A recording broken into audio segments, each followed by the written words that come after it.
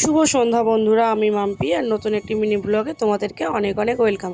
আশা করি সবাই ভালো আছো, আমি তো অনেক অনেক ভালো আছি। আজকে মনে করলাম তোমাদের সাথে একটা মিনি ব্লগ শেয়ার করা যাক।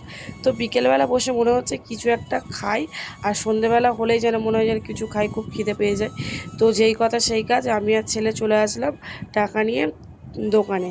আর দোকানে যেতে যেতে দেখো আকাশের দিকে দেখালাম, ভাবলাম তোমাদের সাথে ওটা শেয়ার করি। আকাশের মেঘলা ওয়েদারটা দেখে মনে একটা খুব শান্তি পেলাম, যে কারণে এত যে গরম, বিচ্ছিরি যে রোদ, সারাদিনের গরমের মধ্যে এই মেঘলা ওয়েদারটা, বৃষ্টি হোক চাই না হোক, মেঘলা ওয়েদারটা দেখেই মনে শান্তি পাওয়া গেল, যে বাবা একটু হালকা ঠান্ডা ওয়েদার।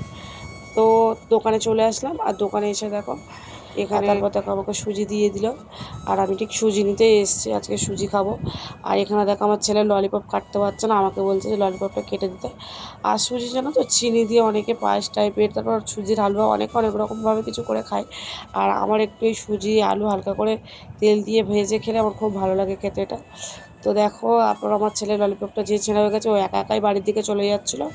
আর এখানে আমি চলে এসেছি, সব কিছু দোকান টোকান হয়ে গেছে, দিয়ে আমি নিয়ে বাড়ির দিকে চলে গেলাম। আর বাড়িতে এসে সন্ধে হয়ে গেছিলো তো অনেকটাই। তো বাড়িতে এসে আমি সন্ধে দিয়ে দিলাম, গপুকে এদিকে খেতে দিয়ে দিলাম সন্ধেবেলা, আর এদিকে সন্ধে প্রদীপটাও জ্বালিয়ে দিলাম। তো আগের মতো তোমাদের সাথে আর ভিডিও শেয়ার করা হয় না, কারণ এর আগেও আমি বলেছি ভিডিও এডিট করতে খুবই কষ্ট, আর এই গরম যা পড়েছে সময়ই হয়ে ওঠে না, তো সেই জন্য শেয়ার করা হয় না। তো দেখো তারপরে মা এখানে এসে দেখছি রান্নাঘরে মা এখানে ভাজছে, খাবারটা এখনও কমপ্লিট হয়নি। আর যেটা সত্যি কথা, ভিডিওতে ভয়েস দিতে গেলে খুবই অসুবিধা হয়।